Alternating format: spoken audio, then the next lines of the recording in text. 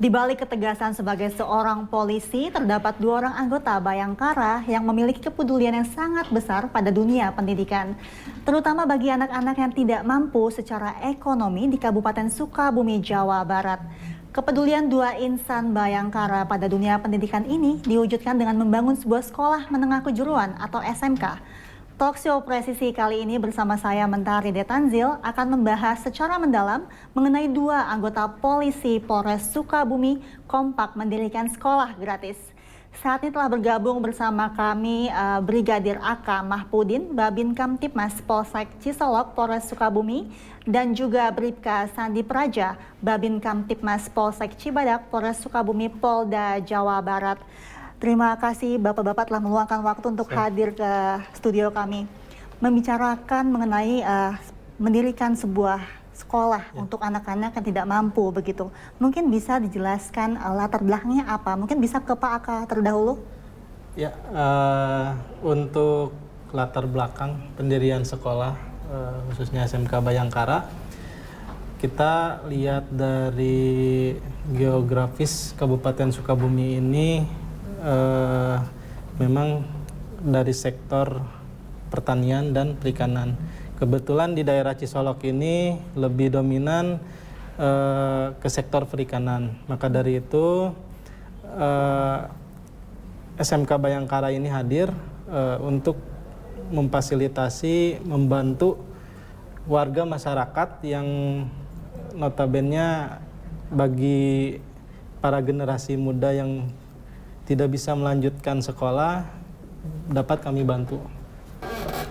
Oke, untuk siapa saja Bapak sekolah gratis ini diberlakukan?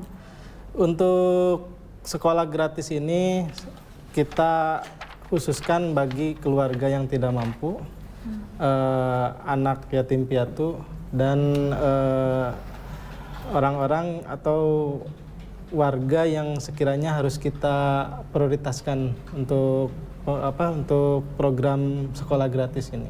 Baik, mungkin bisa beralih ke Pak Sandi. Sama-sama mendirikan sebuah sekolah untuk anak-anak yang tidak mampu. Apa yang melatar belakangi Pak Sandi untuk melakukan hal demikian? Yang melatar belakangi di Kabupaten Sukabumi itu kan penduduknya itu hampir 2.500.000. Sekolah SMK itu di Sukabumi kurang lebih sekitar 155. Nah, di sini kita melaksanakan program dari menindaklanjuti presisi Bapak Kapolri, nawacita Bapak Presiden yaitu negara hadir di tengah-tengah masyarakat, dan juga program ADD Bapak Kapolres Sukabumi.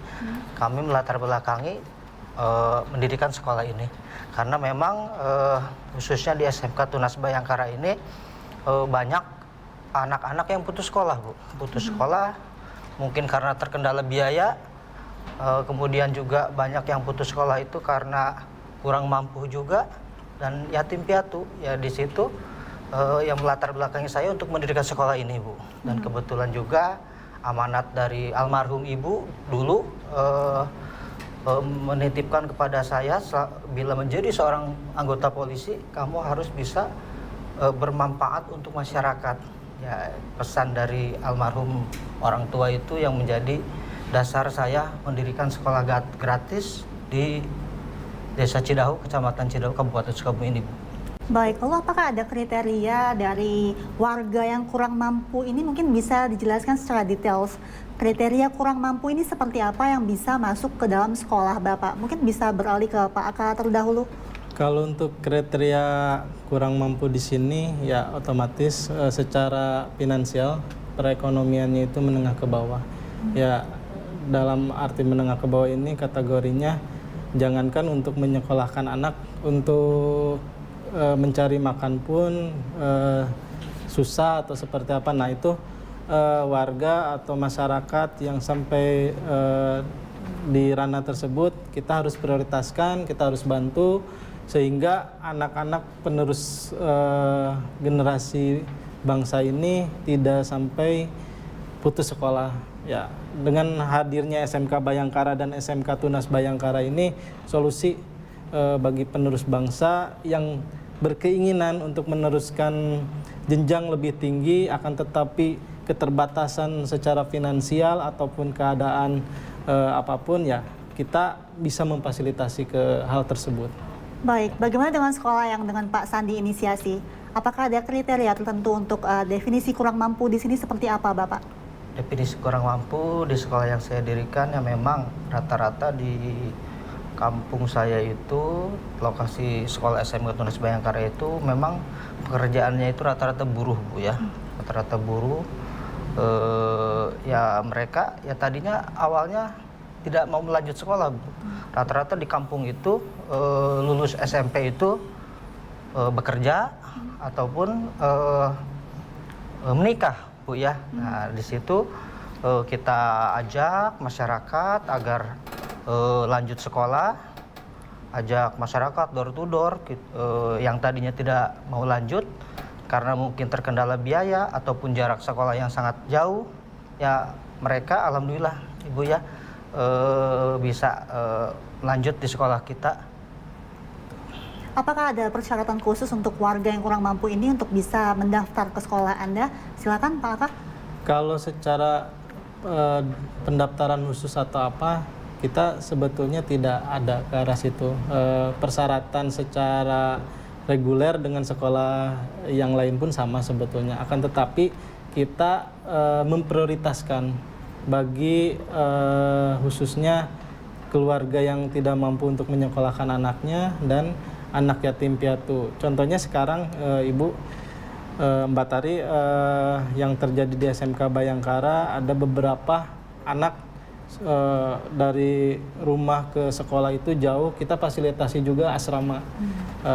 Tempat saya ya saya hibahkan untuk mereka, tempat tinggal saya hibahkan untuk ditinggal oleh mereka gitu. Jadi kita sampai sejauh itu memfasilitasi agar mereka bisa bersekolah. Jadi untuk ke kategori khusus persyaratan tidak ada, yang penting orang tua tersebut ya menyampaikan kepada kita bahwa keadaan mereka seperti apa, ya kita akan bantu semampu kita untuk memfasilitasi sehingga anak tersebut atau anak dari keluarga tersebut bisa sekolah sampai dengan selesai.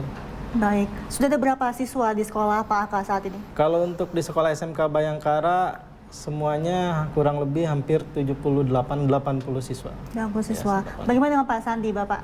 Kalau di SMK Tunas Bayangkara, kebetulan Ibu baru berdiri 2 tahun ya. Untuk tahun pertama itu siswanya 35 siswa.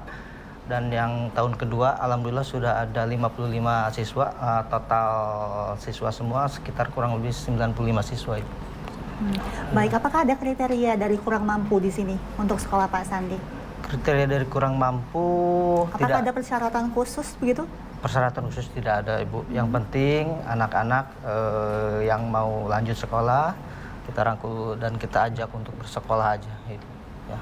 Yang menarik di sini adalah dari Pak Aka dan Pak Sandi juga mendirikan sebuah sekolah itu, sekolah menengah kejuruan. Apa yang menjadi concern Anda untuk mendirikan sebuah sekolah menengah dari sekian banyak jenjang pendidikan? Silakan Pak Aka. Baik Mbak Tari, jadi di sini kenapa saya lebih konsentrasi membangun sekolah menengah kejuruan? Karena di sekolah menengah kejuruan ini siswa atau alumni itu sudah punya bekal atau mental berwirausaha, karena di sekolah mereka itu sudah diciptakan sebagai wirausaha. Di SMK Bayangkara dan SMK Tunas Bayangkara ini kita memiliki jurusan yaitu agribisnis pengolahan hasil pertanian dan agribisnis pengolahan hasil perikanan.